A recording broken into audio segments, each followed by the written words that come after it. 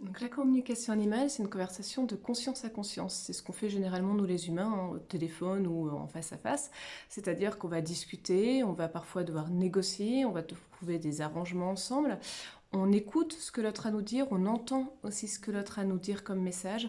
Donc en fait, la communication animale, ça nous permet de rétablir ce lien entre l'animal et puis son gardien, de pouvoir rétablir ce dialogue, cette compréhension mutuelle.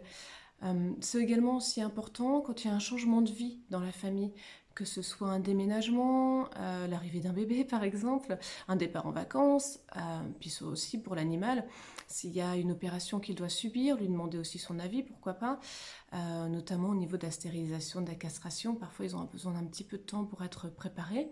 Il y en a certains pas du tout qui sont complètement prêts à accepter cette situation. Mais voilà, la communication nous permet un petit peu voilà, comme ça le dit, hein, communiquer tout simplement, rétablir ce lien de parole. Euh, c'est important de rétablir ce lien entre les humains et les animaux, mais ça a aussi ses limites, c'est-à-dire que la communication, ça ne va pas pouvoir nous permettre d'aller travailler sur les peurs.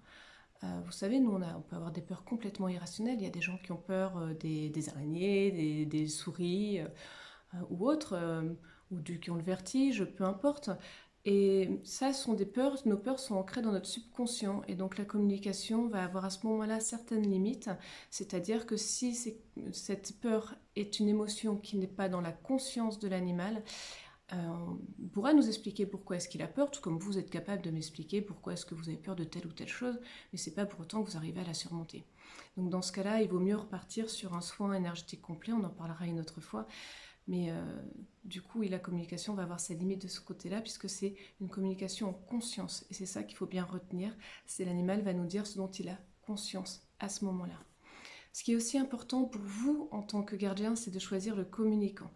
Il y a plein de manières de communiquer complètement différentes.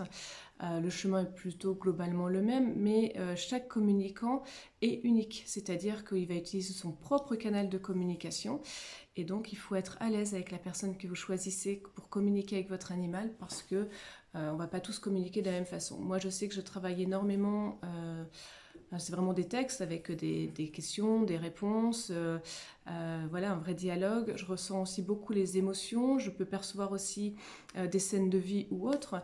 Mais chaque communicant est unique et donc voilà, c'est à vous de trouver le communicant avec lequel vous souhaitez travailler, entre guillemets, j'aime pas trop ce mot-là, travailler, mais voilà, procéder pour vous sentir à l'aise et en confiance pour pouvoir mieux connaître votre animal.